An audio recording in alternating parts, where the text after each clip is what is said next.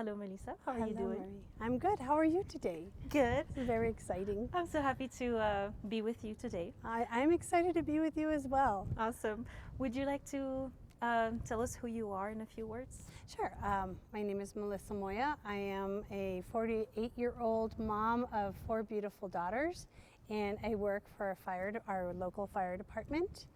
And I've been in this fire department for 20 years. I spent about 16 years in the field. 4 of those were volunteer years, and then I became what they call a regional member and career staff, and so I've been doing that for 16 years total. I think it's 16 years. Yes, it is 16 years. And so in my fire department, I am no longer in the field as a responder, but I now run and oversee our mobile integrated health program, which does follow up with vulnerable seniors and overdoses in our county, and some behavioral health related calls. And I follow up with them after 911 has visited and either transported them or whatever it is that they've done for care, and I try to connect them to services. I'm just in awe of what you do. Oh, thank you. Thank you for, I don't know if you say thank you for your service to firefighters too. They do that. I never know quite how to react. Like, do I say, you're welcome? I always get super nervous when people say that. Well, but thank you, because it's such an impressive career, and still today you serve your community, and Yeah. I think that's amazing. I want to dedicate my life to also helping others, and that's what also this podcast is about too, is sharing stories. I feel like we in this society today, we're all disconnected from each other. Mm-hmm. And maybe in your line of job, maybe you see that and you don't, because I feel like that's actually an interesting point of view that I can't wait to hear from you also, because if you help people with behavior health Mm-hmm. issues, but also on the fire department side of things, Mm-hmm. you see both type of people. I do. And you probably just see people that need help at a certain time because of a fire, because of a flooding, or everything that the All fire kinds department of disasters. yes, help with. But also then on a complete different side of things, which I didn't know about. So that I'm really excited about that, because I feel like today we all kind of feel alone in what we live or what we go through. And before we started recording, I was telling you too that why I'm starting this with people like you and me is because I feel like all the interview podcasts and all that you see on TV or on YouTube is about interviewing famous people. Yeah. And knowing what they like to eat and what they like to do, and might be interesting for some people, but for me, I'm just, for some reason, every time I meet people and I hear stories, I feel like it's a little treasure that deserves to be shared. But also for some people, I feel like that could also be a way to reconnect with others. I'm so sorry, because we're gonna go Don't apologize. You go for it. You just go for it. But also, to give a little context, I met you at Walmart. Yes. And I saw your new shirt, and I've been thinking about this podcast for the longest time. And for some reason, I thought I want to interview a firefighter to start, or because I wanted to interview a hero in the community. And then I saw you, and I just thought, I have to try. I have to go. I have to talk to you. That was really awesome, though. I thought it was really awesome. Oh my God! But I remember I was shaking, and then I was just so excited. And thank you for your kindness, because you were really kind to me. Oh, that's good. And so I really appreciate that you for that. So first things first. So you were telling us that you are the mother of 4 beautiful girls. 4 beautiful girls. Yes. And how was that, having your girls and working as a firefighter at the time, I'm assuming? Yeah. And how did you combine your professional life and your personal life? It's a really good question. It's a tough one too. It makes me a little emotional sometimes, because as a firefighter, we leave our families. Most fire departments run 48-hour shifts, so we're at work away from our families for 48 hours. And then we get to be home with them for the most part for 4 days. And then we go back to work, and that's kind of our routine. And I'm really lucky that my husband, who is also in the fire department and has been we've been together 22 years, and he's been, that's the whole reason I even got into the fire department, was because of him. I wanted to be able to understand what he would come home and talk about, and how to be supportive of him, and how to just understand what he was saying, and really to be supportive. And so I always credit him for my career, because I don't know that I would have chosen this just off the top of my head. Not really sure why. I don't know that I ever felt like I was equipped for it, but I truly believe God has a plan, and this is where He put me. And so when I got into the fire department, I had already had my 3 daughters, and so my older 2 were much older, and then I had my third one was 2.5 years old, and it was I didn't think about it really. I kind of just did it, and I remember being away from them for the first 48 hours, and I went, I wonder what kind of mess they're going to make for me to go home to. That was like my first thought. And then as the years went by, and I was in the department for about, I want to say maybe 8 years when we had our 4th one. And that one was much different. The first 3 I got to be home with them at least for a year. The third one, 2.5 years. They all had me at home with them for a little while. The last one, I went back to work when she was 4 months old. And that was probably one of the hardest things I ever had to do in my life. Because all my other ones were grown up. Not grown up, but they weren't babies. They were 4-month-old babies. And so the first year of her life, after I returned to work, my husband would bring her to me every day. And I would float it to all different stations. And he would bring her to me wherever I was at. And he would let me hang out with her for an hour and nurse her and do, whatever mommy thing I needed to do with her. And then he would leave, and I would cry. And then the next day he'd come back, and it'd be all better. And then when she turned a year old, he said, "Okay, I think it's enough time. I don't think you need to see her every day." And I was like, "Hold on, I don't know that I'm there yet. I really still feel like I need her every day." He said, "Oh, I'll make a deal with you. How about we do it 1 day of your shift?"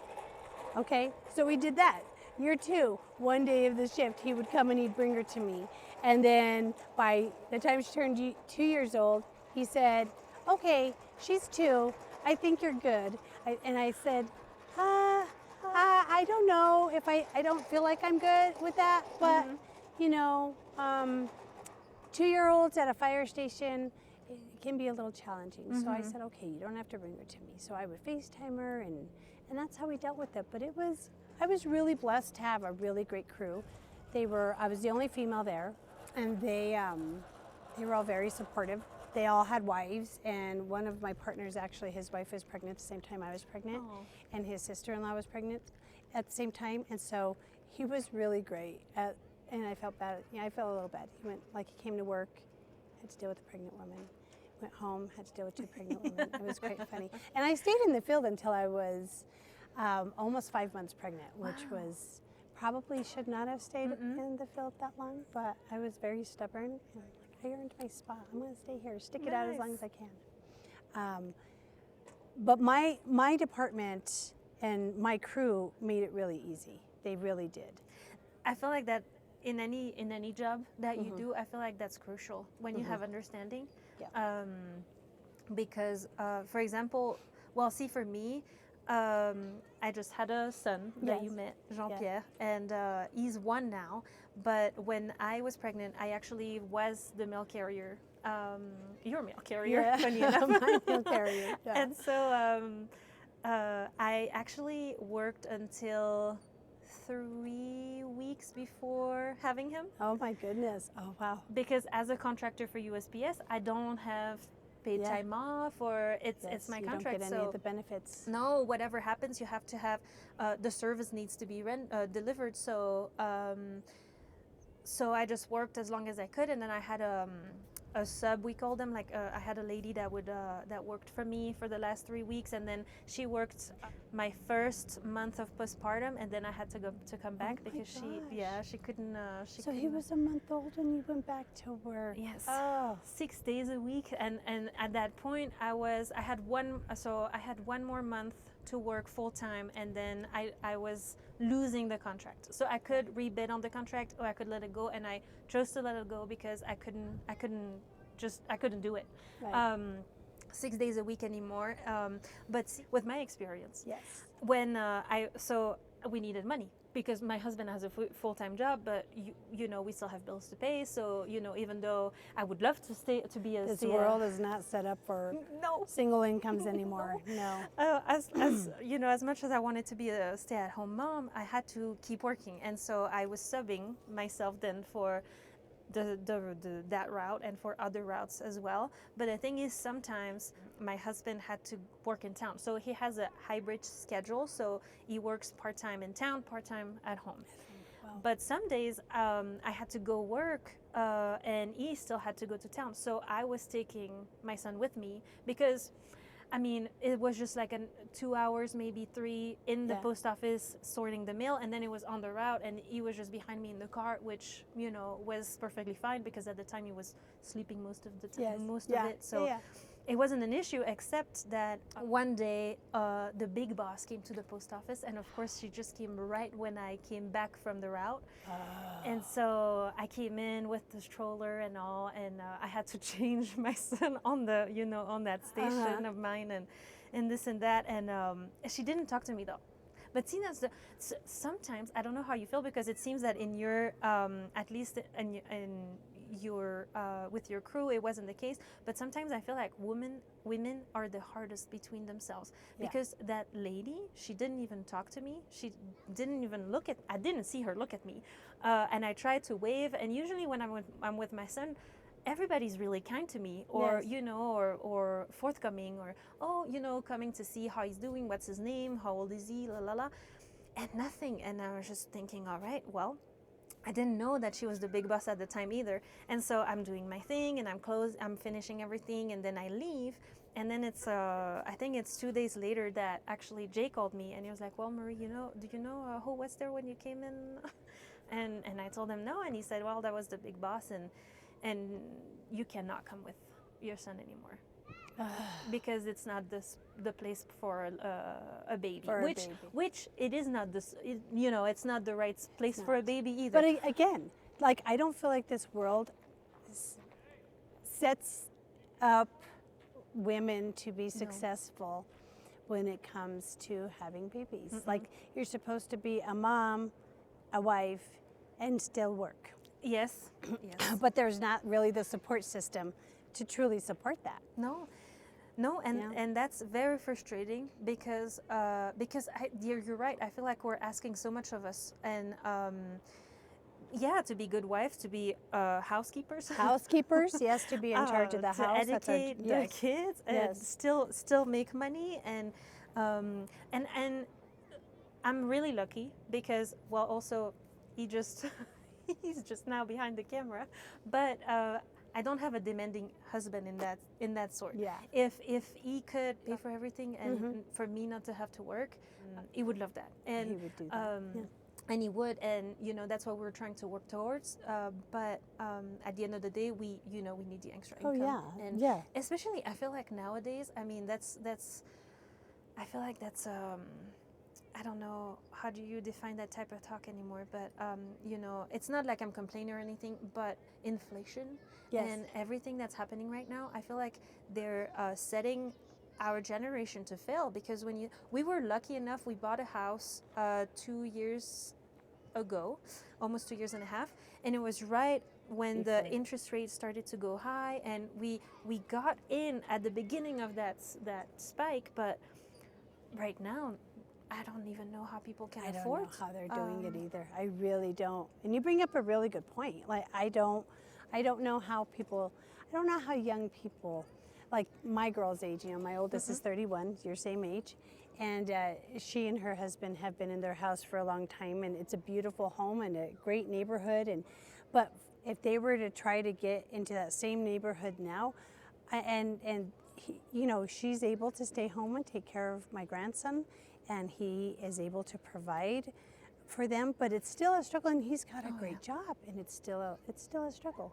And it's interesting that our world has transitioned into that. It is. It is because I remember I moved to the U.S. 5 years ago, and I think it was in the first year that I was here, maybe the second. But we went to a friend of my husband's, and she was a little older than us. I think at the time she must have been in her early 50s, maybe.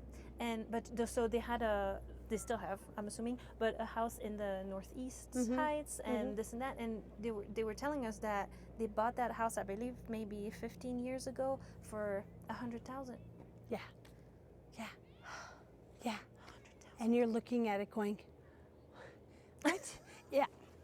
So you know that house now is worth four times that. Yeah, four but, times you that. know, Probably, it's like yeah. okay, yeah, we're not working with the same market and with the same We're chances. not on the same level. And all This that. is not the same. But, Yeah. you know, so yeah, but you know, then I feel like I don't know how you felt when you were a younger mom or even now, but I feel like we always have to be creative also in how to make money. And, Oh, yeah. I mean, you know, it's funny because I also wanted to interview a firefighter first because I've always had that little desire in me to be a firefighter, and I don't think I have the physical condition to be a firefighter. Oh, I. However, I'm sure I could work towards that. If you really wanted to do it, I have no doubt that you would be able to. I mean, it's not easy, but it is definitely. I mean, when I started training for it, I was right out of getting my second knee surgery, and it was like, okay, if I'm going to do this, I'm either going to do it now or I'm probably not going to do it. And so that was my mindset, and it was right before the economy took the first dump back in 2008. And my husband, I remember him coming home saying, you know, I know you love volunteering. I was volunteering at the time. He goes, and the county is hiring now. What do you think about joining? This is in 2007, actually. What do you think about joining the fire department? And I said, well, I mean, I am in the fire department. He goes, no, getting paid for it. And I was like, well, I do get paid. I'm a volunteer. I get paid per call. And he was like, no, as a career. And I was like, you want me to be away from my babies for 48 hours? And then I sat there and I thought about it and I thought, I really do love doing this. Like, I never thought of it long term. And I said, okay. So 2007 was the first full-time, like full academy that the department was going to have. And I was like, okay, I'm going to start training. And my knee was killing me and I knew something was wrong with it. Sure enough, I needed to have another surgery or I wouldn't have made it. So anyways, I was like, okay, well, I'll go for 2008. The way fire departments work, they usually have to hire, I think it's gone up a little bit now, but one a year at least. They have to have academies every year to offset when the retirements happen and stuff. Okay. So I had my knee surgery and I knew when the physical agility test was going to be, and that was in July. And so I had, or in, not July, that's when it started. So in May or June was the physical agility part. And I had my surgery in February, and from like, as soon as I got cleared to start doing physical activity, I just kept going and kept going and kept going. But I had a lot of support. My in-laws, they're all in the fire. They were all in the fire department. They're retired now, and my mother-in-law is still a chief of her volunteer fire department, that's where I started, and I still love them absolutely. So my husband would come home. He built me the stairs. He did everything to help me succeed. Nice. So I didn't do it by myself. That is for certain. I mean, my family was there cheering me on. Nice. You know, when I needed to drag something that was heavier than myself, excuse me, I would drag them. It was, you can do it. You can do it. Oh, but see, I love that you have an amazing support system. Do you think that who you are today is also thanks to the support that you've had? Yes. Oh, absolutely. Growing up, I'm from New Mexico, born and raised from New Mexico, and my grandparents, who were both educators, played a huge role in raising me, and I attribute everything to them on teaching me how to work hard, how I mean, to never stop. I'm even after they retired, they both kept working, and I know I would not be who I am today if it had not been for my grandparents and my family. I mean, I'm part of a family that has been supportive and loved me and my kids from day one, and yeah, I think family is the most important thing. That's the legacy you leave behind. People often talk about, legacies. Oh, your legacy is, your years of service. No, my legacy is my family. My kids, my family, that, how they think of me and the relationship I have with them. That's what I think my legacy is. My kiddos. That is very beautiful, and that's, I mean, so true. I feel like I'm giving you like a thumbs up or a sticker, like, yeah, you're right. But yeah. I feel like I have so much to, learn from you too. And on the personal level, with my journey, I learned so much from that too, because I'm going to ask you that in a second, but I have three brothers and three sisters, and I'm the oldest. Oh my goodness. I know. Oh wow. So growing up, I mean, family is everything to me also. Yeah. And I mean, my brothers and sisters, they're like my children, because I am 31, but the youngest is 8. He's gonna be so mad at me if I'm getting his age wrong. So he's 18. Oh my gosh. So, wow. So there is a really big gap. But how many brothers and sisters do you have? Oh, let's see. I have 4 sisters and 1 brother, and one. I'm the second oldest. So I have an older sister, and then I have me, and then I have 3 younger sisters, and then a younger brother. And the baby of the bunch is my youngest sister. So I have it's a quick funny story. We refer to her as our new sister, because she found us through one of those genealogy tests. Oh, okay. And so she found my uncle to my biological dad. Gosh, it's been, I guess, 6 or 7 years ago. I'm off on the timeline. And she's just this amazing human being.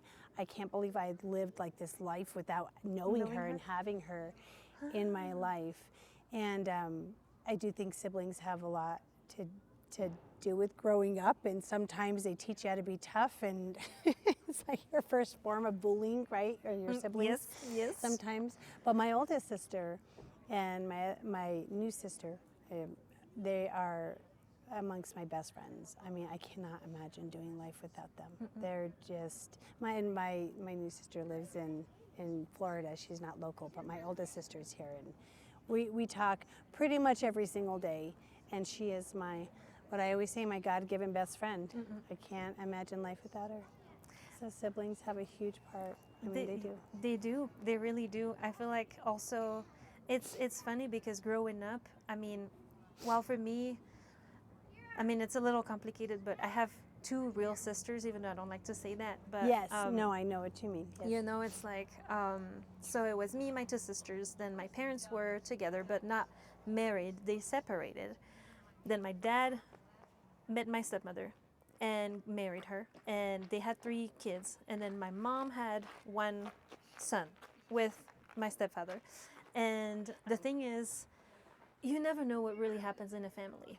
No. And when the door is shut, you don't know. And we went through some rough stuff. Oh yeah. But brothers and sisters were just everything to each other, because we know, we just have to look each other in the eye and know what we feel, what we think, and what's going on. And I just feel what you just said so deeply, because with my brothers and sisters, that they're your best friend. They just they really know who you are, first of all. Yes. But also, what you went through, and they all. Yeah, you all kind of went through it together. Yes. Right. Yes. Yeah. So you said born and raised in New Mexico. Yes.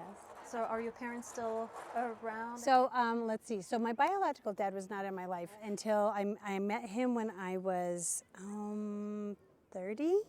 I want to say it was wow. 30, and he passed away about 2 years after that from cancer.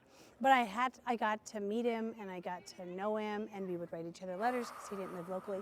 But my parents, my stepdad who adopted me, he's still alive, and my mom, they both still live here locally.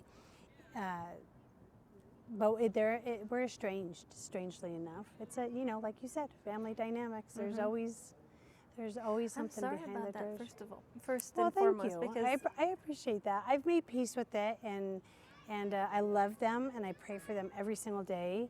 And yeah, it kind of sucks sometimes, but sometimes that's just how it has to be, and that's okay. That's okay. I'm It's okay.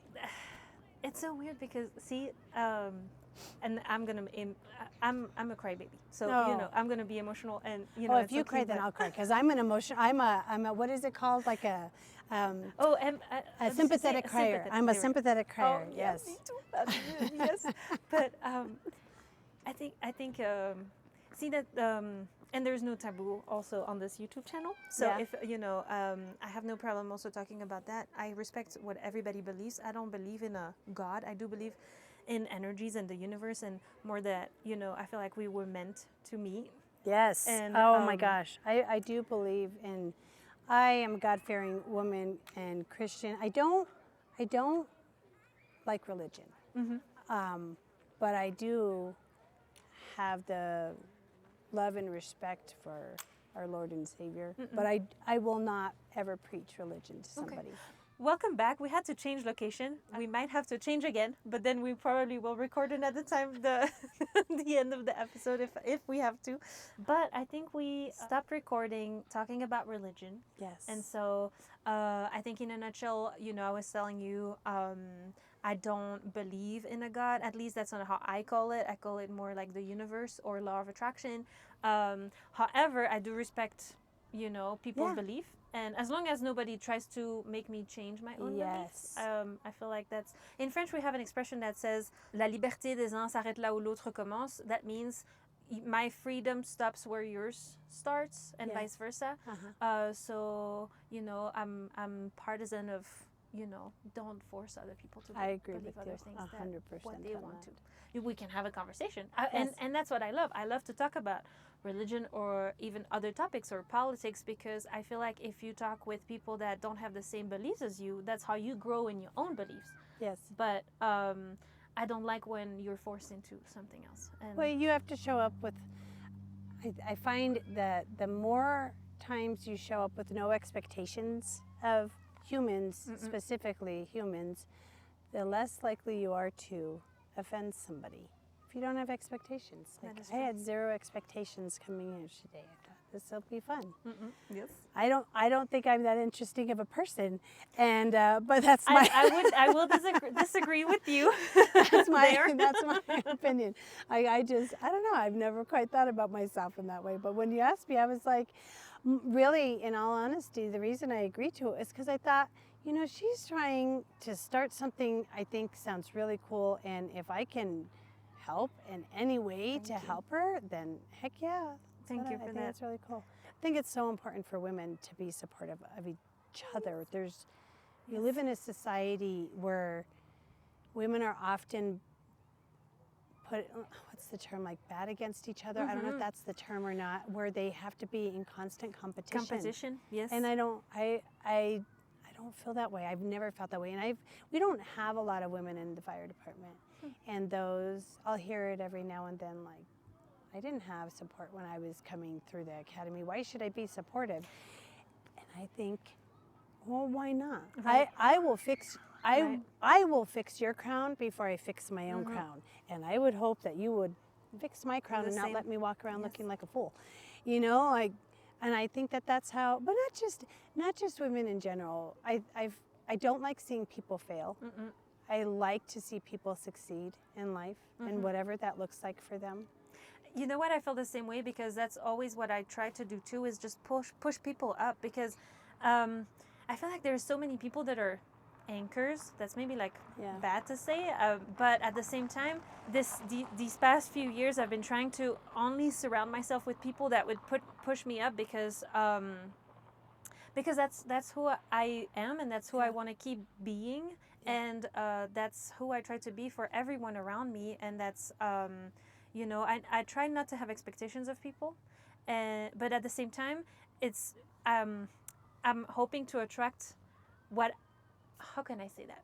So I'm trying to be a good person, and a A positive positive influence. one, yes, Okay. Yeah. so that I can attract that in my own life too. Yes. And but I totally agree, because see, that's also so hard, because I don't know what your experience was when you were pregnant, but for me, when I was pregnant with my son, I feel like a lot of women, I feel like it's a competition of, oh, I did it without an epidural, Oh, with an yeah. epidural. It was so short. It was so, I didn't get sick. I got sick. I did this and I did that. And I ate only vegetables and I ate this. And I was Yeah. just like, I don't know okay. why. There's always that constant competition.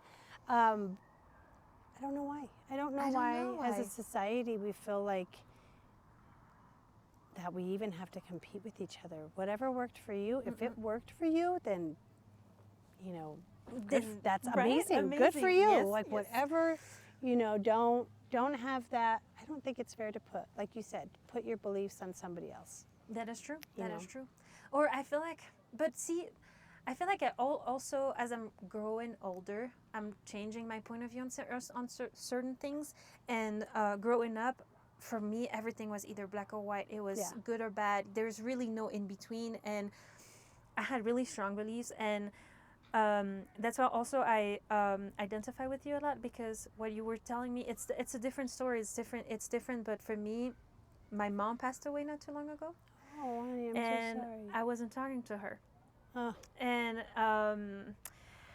and that's really hard, because I was a stubborn, I'm gonna child and adolescent and young adult, and I had my beliefs about her, and she was who she was. Let's put it that way. But the thing is, you don't think, even though you don't talk to that person, and in your head you never want to talk to that person ever again, you never think that you're gonna die young. She died at 49, and oh so my gosh. I moved here and got married, and so I moved here August 10. We got married in September, and then she passed away December 26th.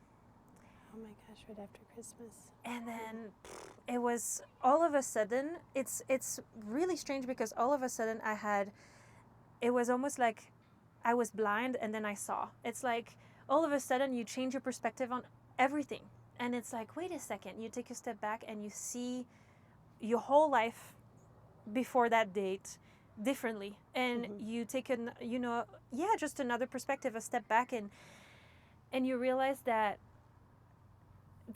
you cannot go back there. You cannot go back, talk to her anymore. And then there's another punch in my face when I was pregnant with my son, because then, and during pregnancy, it's not so much, but then when I delivered my son, I just realized that I was his mom. Yeah. But my mom was not there anymore. Yeah. And that was, wow, that was so brutal and so rough. And so at the same time, I know it's not the same, but I feel like when you reconnected with your dad, and if you want to talk about it, please feel free. But if you don't, it's okay too.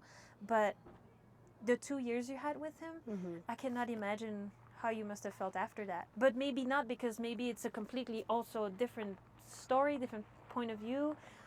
Yeah, it was, I'm thankful for that time. I really am. I got to know a part of me that I never knew before. Like, your parents bring in this part of you, and I mean, you are half your parents, right? Like, and so to see that other side of who I was, and he connected me to his whole family, who I love dearly. Wow. So blessed to have them and know them, and I try really, really hard to not dwell on coulda, shoulda, woulda type of things. Like, Yes.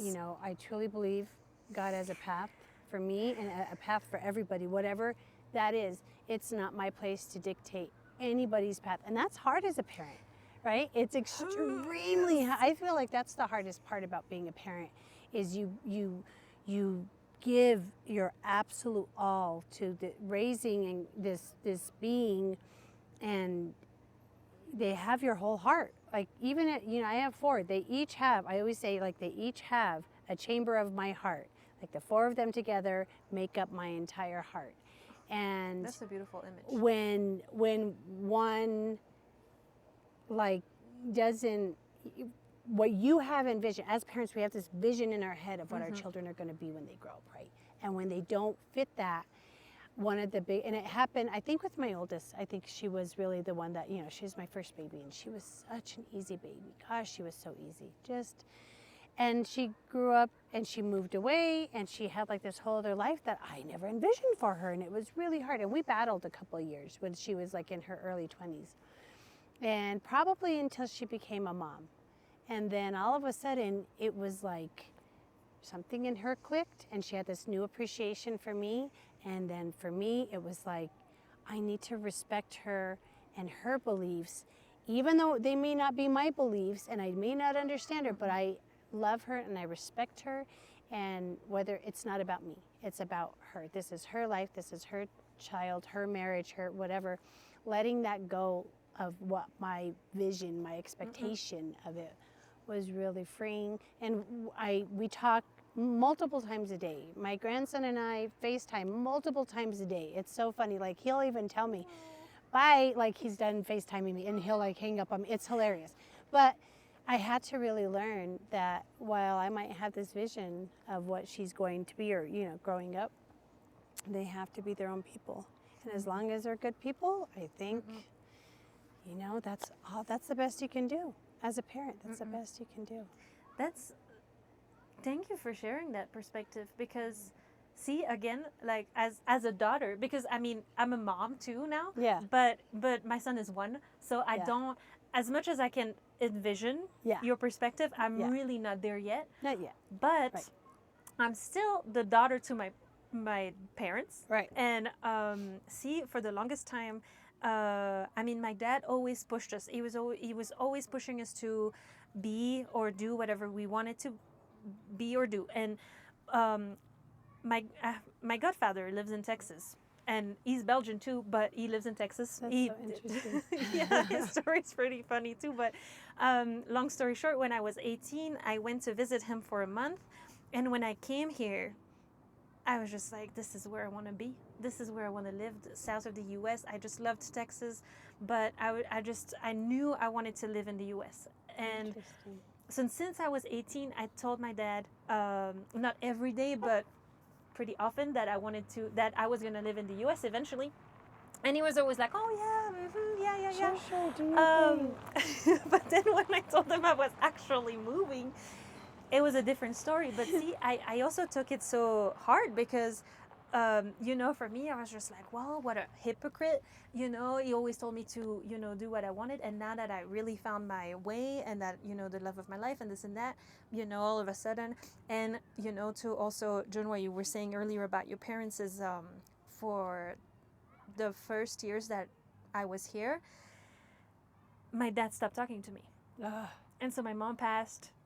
My dad stopped talking to me, and all of a sudden I felt alone in the U.S. Not that, I mean, I'm with my husband and his family, but all of a sudden, growing up with so many brothers and sisters like you, all of a sudden you feel, wow, you feel like, there's nobody there anymore, and it was really rough. And then we started talking again, and now we talk every day basically too. Awesome. So it's life is, I think, is about perspectives, but about, and we change perspectives all the time. Oh yeah, well, you have to. You can't stay on. I mean, the world changes, and you brought up a good point earlier. You said you want to bring positivity to you, and so one of the things that I've learned in my 48 years of life is the world will beat you down enough.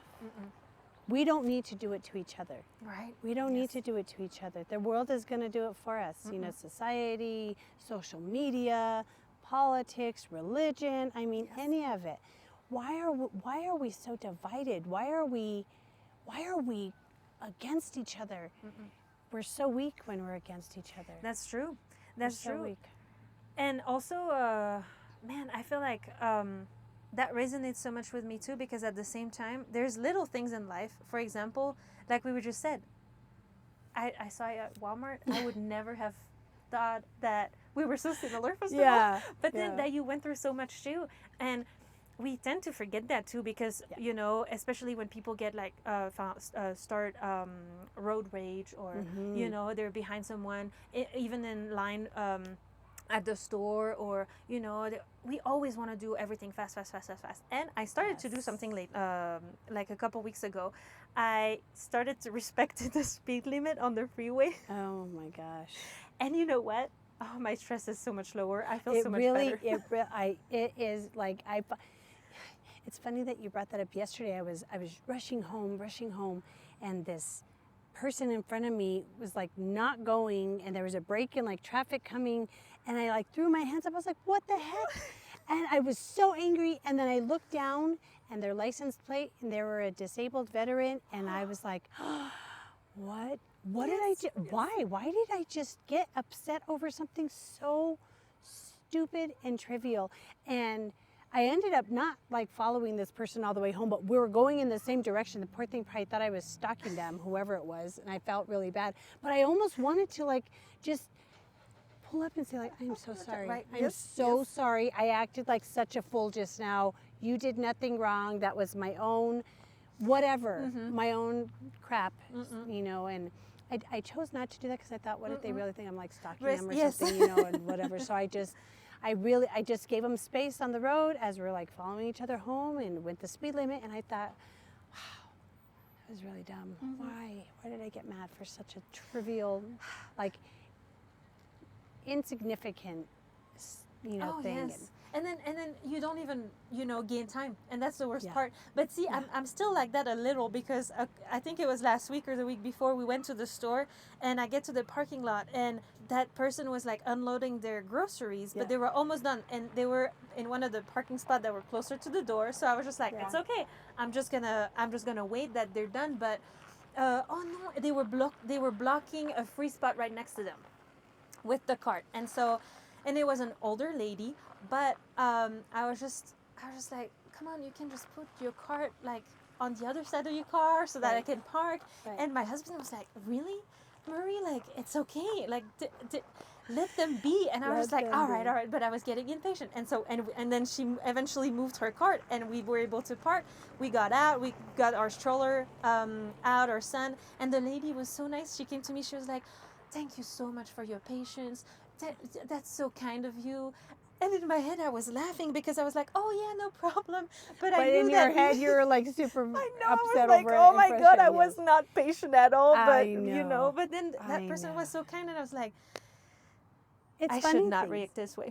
Yeah. Well, and I do think I am not the same person I was when I was in my 20s. I'm not even the same person I was 5 years ago. I feel like you have to evolve, and you can either be one of those people that evolves into an angry, bitter, miserable person, or you can evolve into focusing on the positive things in life. And I'm not always good at it. There's times where I get so caught up because I'm tired, I'm sleep deprived, whatever, work is stressful, whatever it is.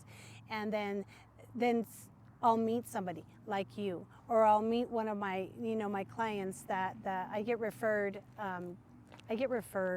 from. So when the guys go on, the men and women fire department goes on calls, that's how I get my referrals for my program. And in that, there are overdoses and elderly people, and then some behavioral health. And I have found that when you said that sometimes you'll meet the most amazing people, they have the most amazing stories, I have met some of the most amazing people the last 5 years that time has forgotten, because they're older and they're no longer part of the working force. Some people, not all, some people think that they're maybe don't have value to them. And when I talk to them and I hear their stories, it reminds me of this world was built on something so different than where we're at today. And I curse social media a little bit. I mean, it's done great things, but I also think it's really damaged our world and our society. And I try really hard to stay off of it. I try to be funny whenever I'm on social media. I try to be funny. I try not to be negative. But there are some amazing individuals that have some of the most amazing stories, and I've learned them, and they've shared them with me. And I also feel extremely blessed that they even trusted me with sharing their stories, or they trusted me to allow me into their home to help them find, whatever it is that they're needing. And I never thought that I liked humans that much. And there's still times where I think that we can all be pretty crappy. And then I'll meet somebody like you or some of my elderly clients, and I'm like, the world still has so much good in it. So much good. The sky is blue. I'm healthy. My family's all healthy and safe, and this country is not in war. You think about like Ukraine. Oh my gosh. And I think America is still pretty amazing, compared to some other. I mean, if you want to comparatively towards a lot of other countries, we're still a pretty amazing country. What we have to offer, and that's why some people act a fool, is because they have the freedom to do so. But yes, here we are. Yes, here we are. I have these little cards. So there are two different types of cards. You have some life questions card and then some quote cards. And so I'm going to ask you to pick one of each. Okay. And read what's on the card and maybe talk about whatever you think about what you just read, if it resonates with you or not. And so you can pick, without looking, you can pick one of... Why don't you spread them and I'll just go. pick one. There we go. Is that good? Yes. Okay. There we go. And then... okay. I love doing things like this. I feel like the universe has its way of... Okay, which one do you want me to read first, the life question or the quote? Whichever. Okay, I'll read the quote just because it's on the top. It says, "Don't watch the clock. Do what it does. Keep going. Do what it does. Keep going." Sam Levinson. Oh my gosh, that's actually, don't watch the clock. Do what it does. Keep going. Huh. That's really interesting. Because the clock can often be our enemy sometimes because you're constantly like in a rush. That's really, I think, slowing down and not having that. When I get home at the end of the day, I tend to lose my phone, which that's good. It's only when when my daughter's calling me that I'm like, oh, where's my phone? Has anybody seen my phone? But I lose sight of that, and it is good. It's good to not have that constant reminder of something. So I think that's amazing. Don't watch the clock. I'm gonna have to remind myself of that one. Do you feel like, to me, when I also hear that, do you feel like it could also mean that sometimes we're stuck on something that happened to us in the past, and and then instead of Good, absolutely. Keep going. Instead of being in that keep going mindset. Instead of sitting in that, whatever that instance was. Yeah. Do you think it's something that sometimes happens to you, or that you tend to do? Oh, it's so easy to get stuck in that. I think that if you're not consciously reminding yourself, okay, that sucked, but it's over, it's done with, this is a new day, let's keep going. If you don't, I have to consciously remind myself of that, because I think anybody can do it, get stuck there, regardless of what it is, whether it's childhood stuff, whether it's work-related, friendship-related, whatever that is, it's very easy to get stuck in that. Are they starting early voting? Is that what this is? Which is fine. I honestly do not want to vote this year. I don't want to vote. I still can't. I don't want to go either one of them. Because I'm not a citizen yet. I'm still an immigrant. You're not. How long do you have to be in the States to become a citizen? Well, so I came on the fiancé visa. And so when I got here, we had 90 days to get married. Got married. Then I had a 2-year card, and then I had to renew my card for 5 years, but they give me a 10-year, so I'm actually now on a 10-year. But because I've been here more than 3 years, I can pass the test to be a citizen. But it's another $800. So we're like, okay, now that I have 10 years, we'll put money aside and I'll do it, You eventually. could save $800 in 10 years, Right? right? Yeah, It's gonna little. it's gonna happen. But it's like, okay, it's not my first priority anymore. But yeah, but also the only difference though, I have a driving license. I have a social security. I can do everything like you, except vote. If I had an option, I would get rid of both parties because I really feel like that's what is dividing this nation. Is let it just be independent. There's no parties. The funny thing too about here and comparing to Europe, or at least like Belgium and France, those are the example that pop up because of course I know about the politics there. Right. Is that over there? It's never one party that wins. It's always a do you say coalition? Like a coalition? Yeah, like it could be a coalition. A group of So no, okay, it's not completely true. So what we do is we vote, of course, like you guys, but we vote for 6-7 parties, and then the ones that got the most votes, they have to talk together and find compromises and just make work a government together as opposed to it being Democrat, Republican. Than just one party. Because in France, actually, I think it is the one party, even though they have to work together in the chamber and the Senate, because of course, unless one party has the absolute majority, right, the majority of it. But that never happens. So and here it's either one or the other. Yeah. There's like things about the Democratic Party that I respect and I appreciate, and there's things about the Republican Party that I appreciate and respect, and the Liberals I find very little in common with them, but that's still like whatever. That's okay. I feel like I'm really more independent. I have conservative thoughts on certain things, but really at the end of the day, it's like be a good person, go to work for what you want, pay your bills, and take care of your family. That's like sums it up. Okay, so the life question is, what does happiness mean to you? And that is, that's one of those questions that makes you like,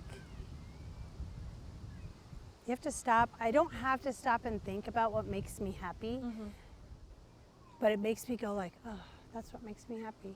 It is, first and foremost, my family. Seeing like my family's, they're all doing well and they're all healthy, and helping people, strangely enough, and I sometimes feel guilty that it makes me so happy to help people because I want to be one of those people that does it without any how do you say, like payment back, if that makes sense. Like if I could do this work for free, I would do it for free if I didn't have bills to pay. I wish I didn't have to get paid for this because I do think that money can ruin things. But I truly believe that I was put on this earth to do two things, to be a mom and to help people, even though it sometimes really sucks on both sides sometimes. It can be hard, right? But happiness means family. That's what it is, my family. That's a beautiful answer. Thank you for that. I feel like it all comes down to family, always. I think that in a way we're lucky because, like you were saying, your family mostly is around you here in New Mexico, but mine is away, and I hate social media for so many aspects, but I'm also so grateful for social media and for the internet because that allows me to send videos to my dad every day and for him to send me videos every day and to my brothers and sisters, and so I feel like everything, there is bad coming from it but good coming from it too, and I think that family is the anchor you need, always. I wanted to ask you because I've always had like this little spark about becoming a fighter. Maybe also because I like watching shows about firefighters. Those shows aren't real, Marie. I was gonna say, do you watch any, like for example, Station? Have you watched Station 19? Oh my gosh, that's funny. So my 18-year-old, when Station 18 first came out, she wanted to watch it. So we were like, okay, fine, we'll watch it. And so this is literally me. I'm like, that does not happen. That is not real. Okay. And you don't sleep with each other at the stations. That is not real. This is making women look like hoes. No, that is not true. real. And so, like a medical, call will happen or whatever, and they'll do something in the field. And I'm like, that is a crock of baloney. And she's like, Mom, can you just let me enjoy the show? I'm up, but they're lying. That doesn't happen. She's like, just let me watch the show. So I'm like, I can't watch the show.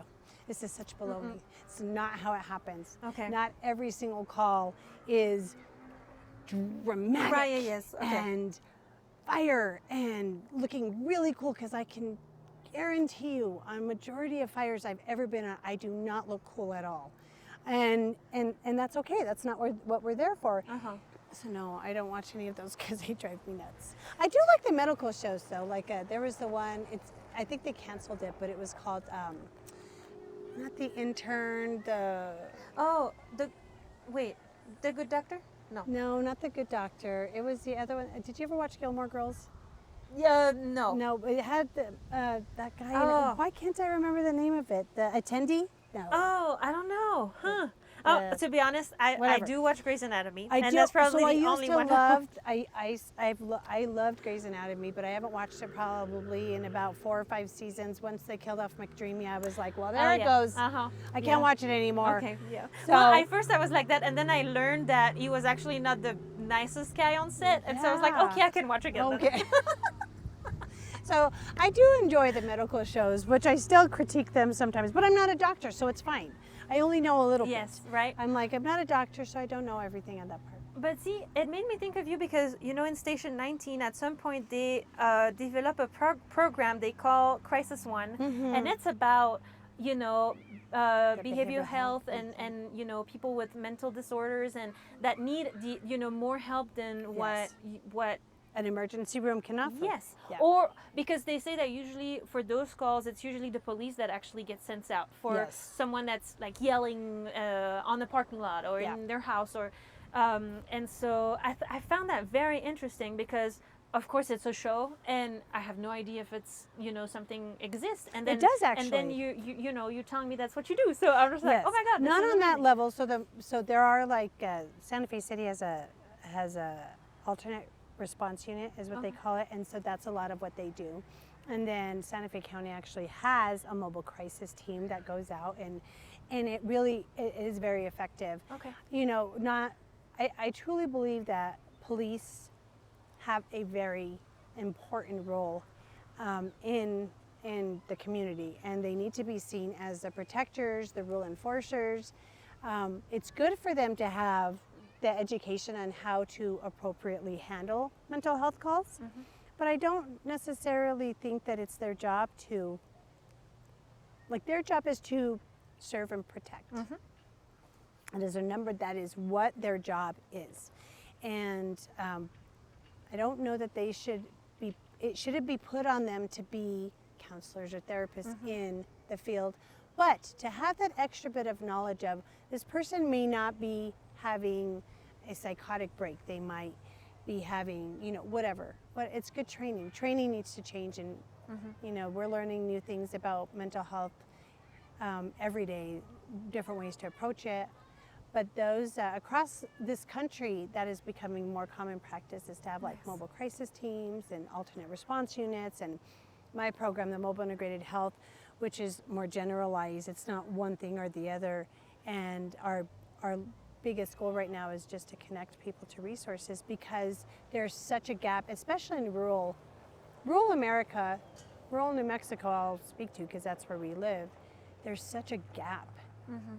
There's people that are in desperate need of resources. They don't know how to get it. They don't know where to get it. It's so overwhelming to them that they can't navigate the process. And so that's when we show up. And I work alongside a licensed clinical social worker who's had years of experience, and he's amazing at his job, and I've learned so much from him. Okay. But it really, I think you have to be the right person.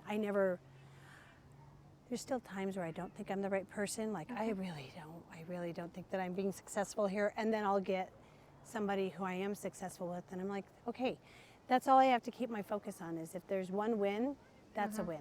And win meaning like I successfully connected this person to resources. Okay. I was able to get this person food or shelter or whatever it is that they needed. So you're the connection Yes. between Yeah. them and what they Yes. need. Yeah. Okay. Yeah. Yes, I'm the connector. That's beautiful. But how do they get to meet you? Is it through a 911 call? Yes. So Okay. if they call 911, so it initially started out that way. So if they called 911 and we responded, then our guys would refer them to our program, and we would follow up that way, and that's how it started. Now I'll get phone calls from Community Services Division. Okay. They'll say, I have this elderly person or this homeless person, and I can't find them, or they just need to fill out this paperwork, but because they're not mobile, Oh, yeah. they'll give us the applications, or I'll print them out or whatever, and I'll take it to them and help them navigate through the process of filling it out. And at the end of the day, 90% of the people that I help just need somebody to help them.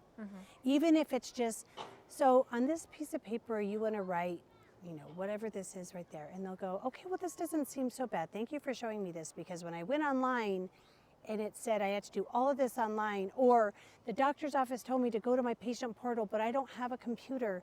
And if I'm there and I show them, well, look, we can set it up, or I can help you look it up on my work phone, and then we'll erase it so I don't have access to your thing. So whatever that looks like for them, I try to show up for them and just help them. I mean, we've delivered food to people. We've installed toilet rails for them to get off the toilet if that's what they needed. We do as much as we can to help them. I feel like you don't have a list of things you Yes, do. it's not just like on... a check-off list. It's we show up and we say, okay, what do you feel like you need to be safe in your home, to stay in your home? The big key is especially for the elderly, is they don't want to leave their house. And so we do what we can to keep them there. But there are some cases where they cannot stay, whether the house is. And do you make that call, or do you put them in with? I do not have the authority. Okay. So we get it. That's where it gets difficult. We've had houses that the sewer's backing up into their home, and that obviously is a health issue, right? Yeah. So they'll be transported to the hospital. We go to the hospital and we tell them they cannot go back to this home. This is why. We'll show them pictures of it. We'll say they have no family. If they have family, that makes things easier. That really, really does. Okay. But not always. It's not always a good turnout for them. I mean, not everybody thinks being in a safe, clean, warm place is the best thing for them if it's not their home. Some people don't care. This is their home. This is theirs. This is where they feel comfortable. Yeah, it can be And tough. do you follow up? Do you get to? Okay. I do. I get to, for the most part, unless they pass away. But then, to me, even if they passed away and they were safe and warm and in a clean environment, that, God bless you. I'm glad that you're resting in peace now. And you're no longer suffering in whatever it was that you were suffering in, whatever that looks like. I don't always see death as the most horrible thing in the world.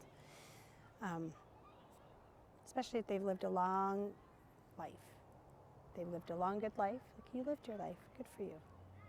I feel like that's a big accomplishment.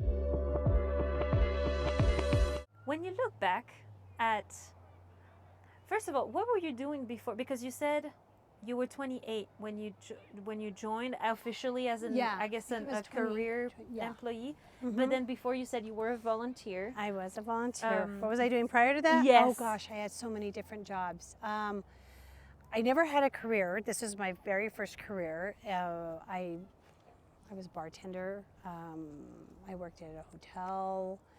Gosh, you name it, I've probably done it. I spent my 20s having a bunch of jobs. Okay, And then yes. I found this career, and this is where I was led. This is where God led me. And this is where I've been. And I will tell you this. I remember one of the first 48-hour shifts that I was like on the back of a med unit and running this medical call, and it was just somebody that, you know, I have a very strong sense of smell, and this person was very dirty, and I was like, Lord, I don't think this is for me. I don't think I'm in the right. I don't think this is what I'm supposed to be doing. I don't want to do this. I don't want to do this anymore. And I remember finishing that call and going, I really don't think that this is what I should be doing. I don't think I'm very good at this. And here I am, you know, 20 years later with the same department, and I'm still doing it. So apparently he disagreed with me because I'm still doing yes. it. Like, and there's no, still times you where I'm are like, oh, I don't want to go in right the house. where you know, supposed to be. yeah, this is where I'm supposed to be. This is exactly where I'm supposed to be. I love to see how your career evolved from being a full-on firefighter to working not the back end, but more like a different, you know. Yeah, follow up. Yeah, part of it's your a different job end. It's definitely. So, gosh, so I ended my field career with a really horrific neck injury from a structure fire. Oh. Yes, and so that ended my field career. And well, I mean, at the time I thought it ended my field career. So Okay. I did not think I would ever be able to fight fires again. Okay. And I thought I was going to lose my job, even though I got hurt on the job. Oh, yes. The physical therapy that they started putting me through was not working. I was in a ton of pain. So it came to a point where they said, you either go back to the field or you're going to be fired. And I went, I can't, like, I'm in so much pain still. How am I going to do this? And so at that time we had a chief that, I don't know if he believed in me or maybe he felt sorry for me or asked me, you know, we've been wanting to start this pilot program, but we haven't had anybody who wanted to take it on. Do you want to take it on? And I went, I will do anything to keep my job. Yeah. And so I took it on. I dove in like head first and went, I have no idea what I'm doing, but I will figure it out. And so that first year was a pilot program and that was strictly on overdoses. We followed up on all the overdoses. We got a grant to pay for my social worker. And I took as many trainings as I could to learn, because it's a very different mindset to be a first responder as opposed to what I do now with the follow-up. Oh, yes. And so I had to learn that, like my brain could no longer be response mode. It was more like, okay, I'm here after the event. How do I like convince people to let me into their lives and to help them? So I took as much training as I could, and I still do. Like I try to like make sure that I'm being progressive with any kind of training and approaches and learning about the resources that are available. So we did a 1-year pilot program, and our department and the entire county really thought that it was beneficial, so they extended it. And I think it was 2 years later, no, maybe a year, I don't remember how long, where they made it a permanent program and a permanent position, which even though I had been in this position, I really fought for it to be an application process, because I didn't want anybody to think that I had been handed this position. Yes. So I went through the application process, I got the job, and that's what I've been doing ever since. But I did have to, in order to keep, because firefighters have a retirement, right? We have like, I came in under a 20-year retirement, so I can retire at 20 years. Okay. That doesn't include my 4 years of volunteer, which really stinks. But okay. So in order for me to keep that, I had to get cleared as a firefighter.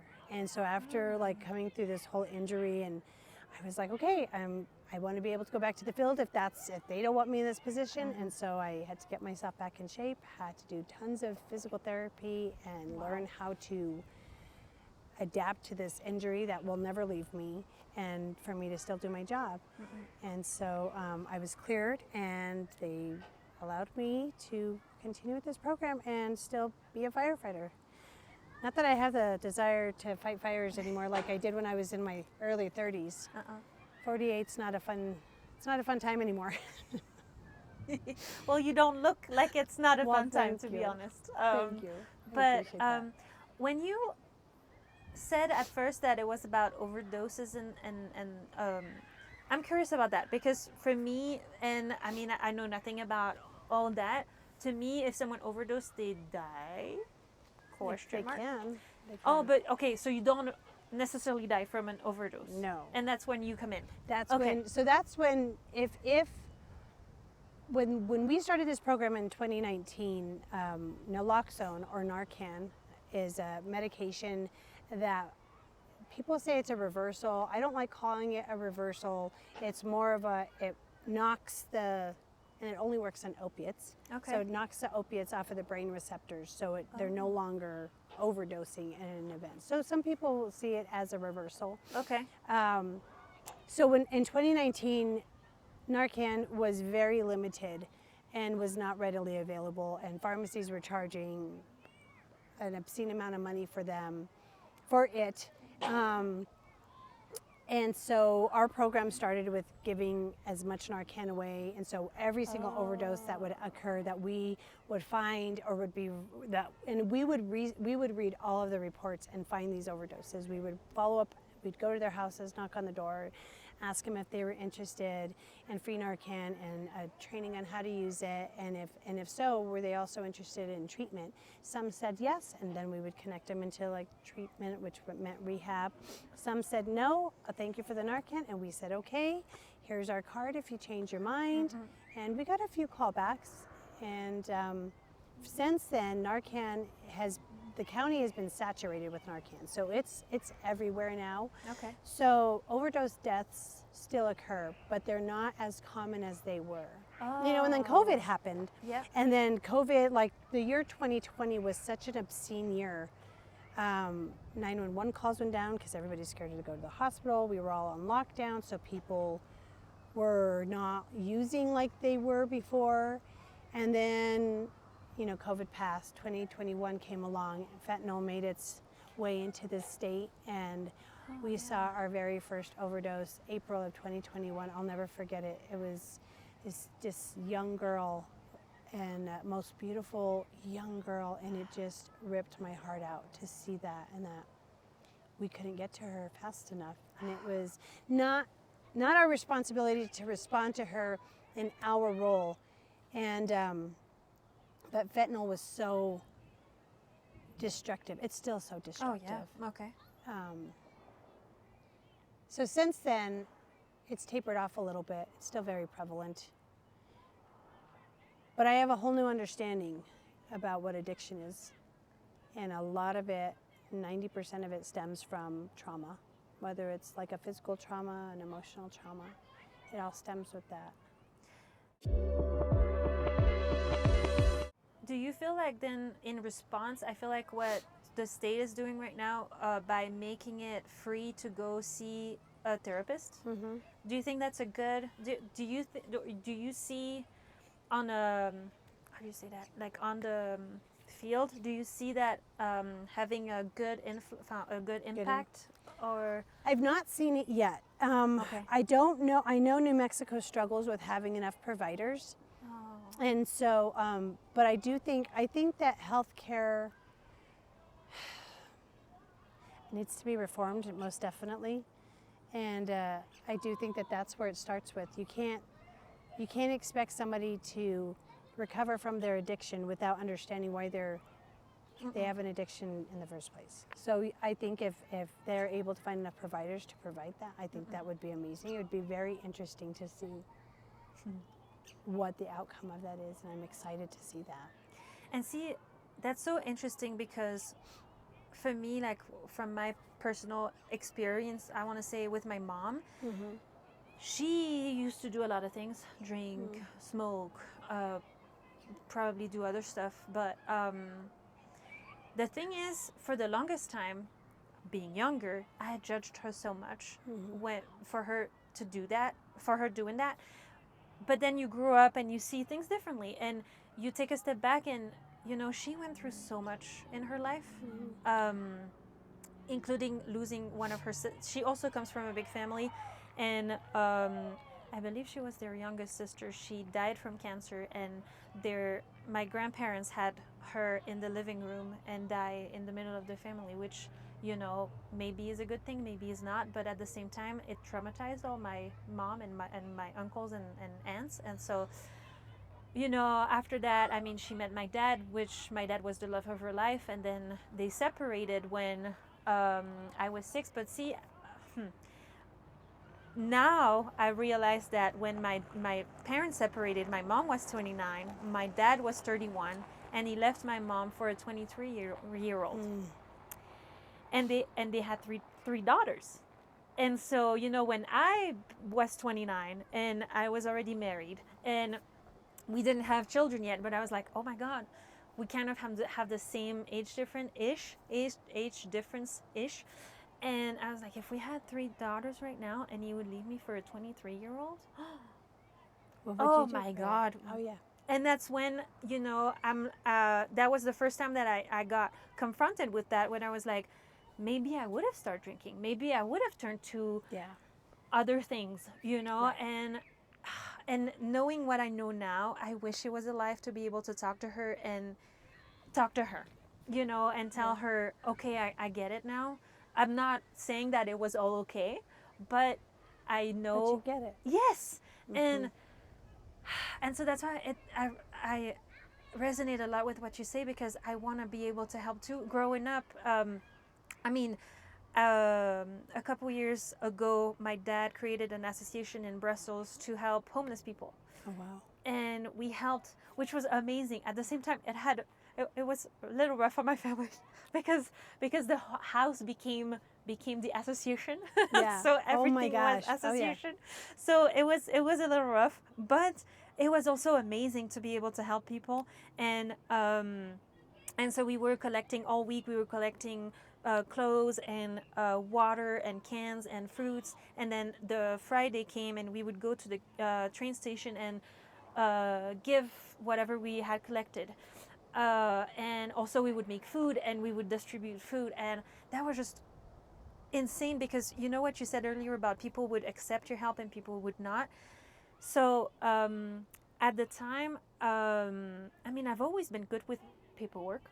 And so what my role was was to try to help people, because at the time too, I was in politics in Belgium a little. So in Belgium, we have what I'm going to translate as the social house. And so it's entity where people would go if they need help financially, or to find a job, or to find help. Okay. And so they would meet with a social worker and they would build a case.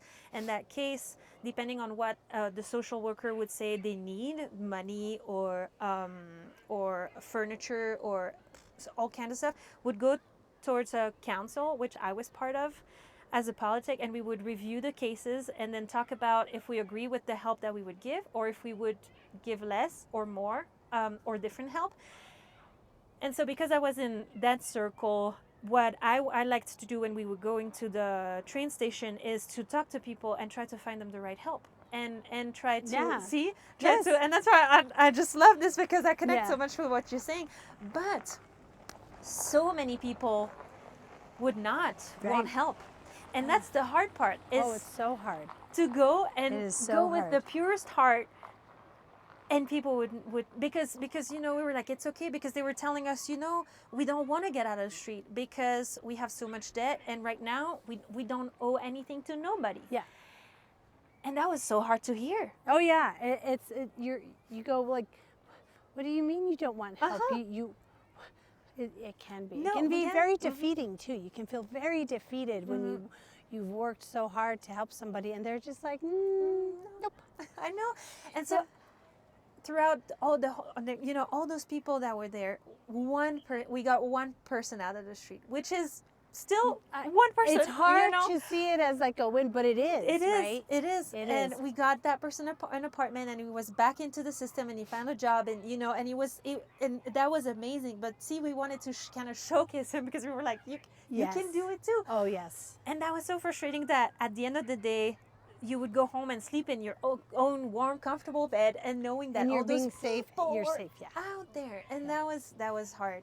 That was hard. I remember that one time too. There were refugees coming to Brussels and sleeping in that park in front of the gas station, no, the train station.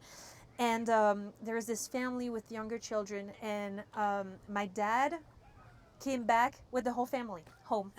And it was like, okay, so we're gonna make food for them. Marie, you go show them the bathroom. They're gonna shower. They're gonna, we're gonna give them clothes and all that. And we were like, okay, Okay, we'll do this.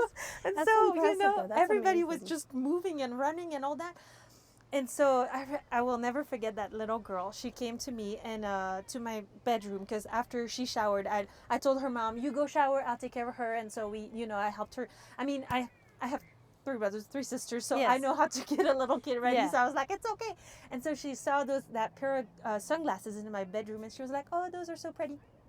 And I was like, oh yeah, here, you can have them. Like, what, take whatever you need, or whatever you want.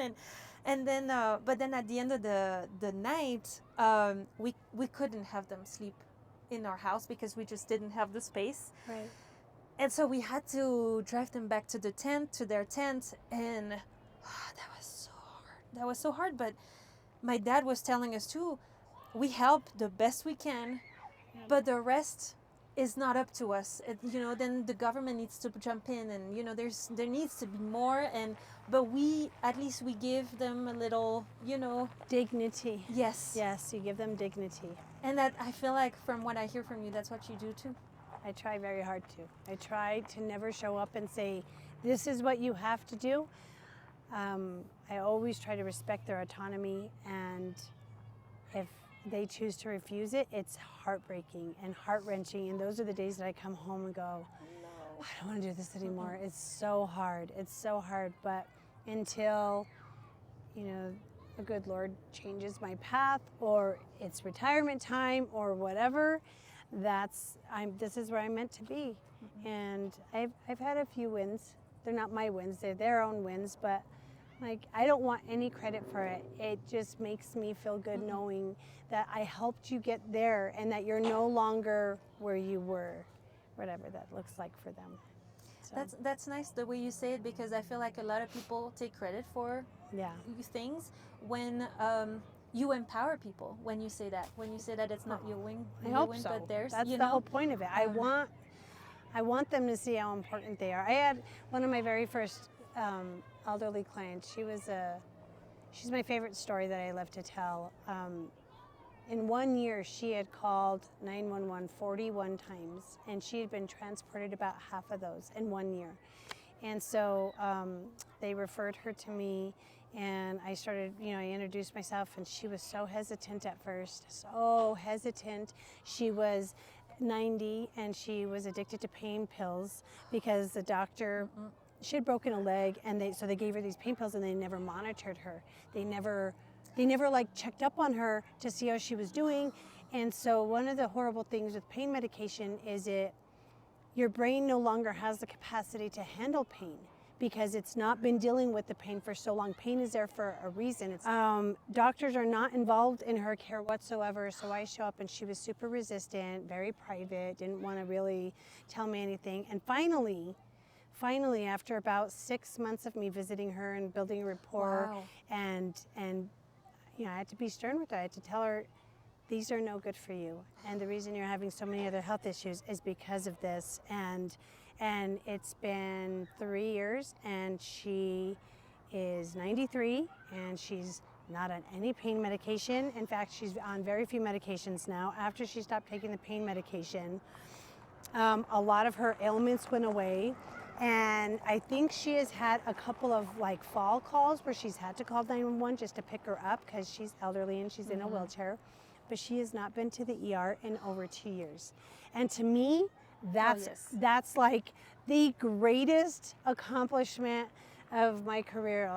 You're not on pain yes. medication, you're not going to the hospital, you're healthy, you're 93, and you're thriving, wow. and you're yes. doing well. And she's my favorite story to tell.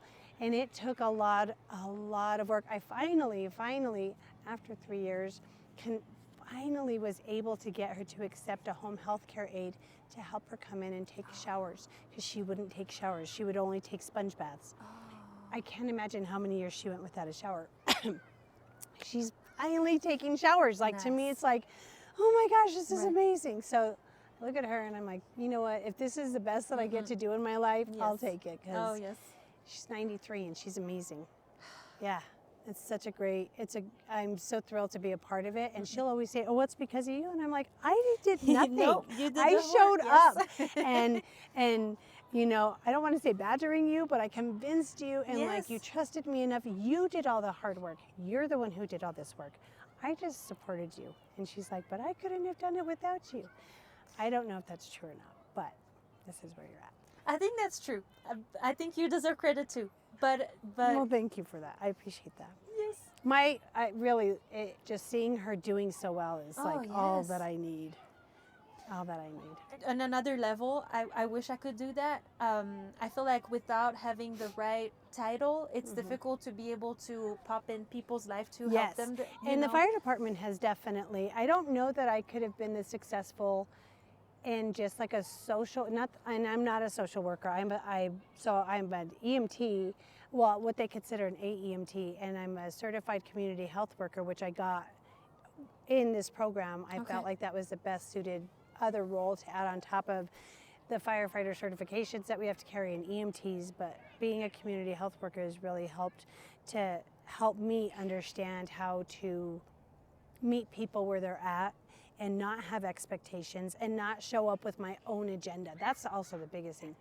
I cannot have an agenda with them. I can have a goal, like my goal, at least for today, is just to make contact with them and hopefully they answer the door. And if that's all I get from them today, that's okay. If they agree for me to come back, then at least they're not declining services, and that's huge. So I'm really blessed. I live a very blessed life. Well, you know, in a world that's so fast-paced and, you know, achievement-oriented, you have a pretty impressive job. And I mean, that's not what I wanted to say. Like a pretty, how do you say that in English again? Oh my God. Outlook?